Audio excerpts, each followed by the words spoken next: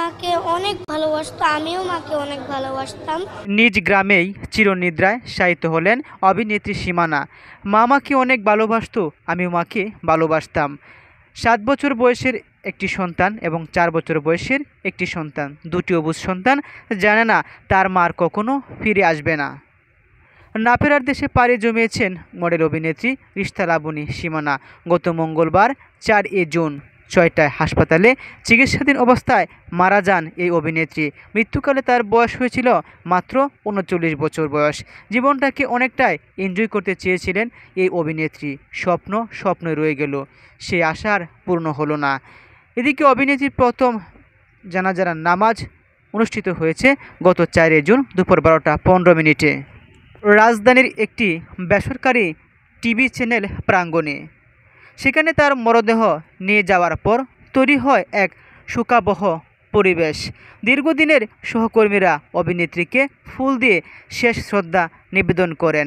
হাজার হাজার দর্শকদের, ভক্তদের অশ্রুসিক্ত চোখের জলে বিদায় জানান এই অভিনেত্রীকে। সে সময় অভিনেত্রীর 2 ছেলে শ্রেষ্ঠ এবং স্বর্গও সেখানে ছিল।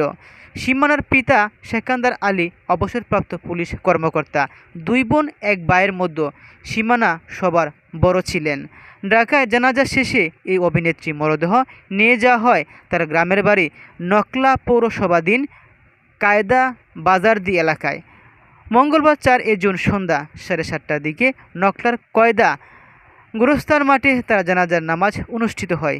এরপর জারদি কবরস্থানে দাফন করা হয় এই অভিনেত্রীকে।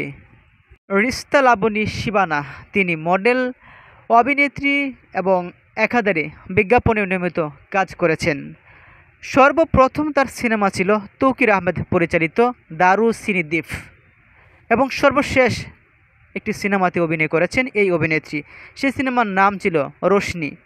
সীমানার উল্লেখযোগ্য নাটকের মধ্যে জনপ্রিয় নাটক ছিল সাকিন সারি সুরি কলেজ স্টুডেন্ট। প্রিয় দর্শক শ্রোতা, অবশেষে চিরনিদ্রায় শায়িত হলেন এই অভিনেত্রী গত 4 জুন।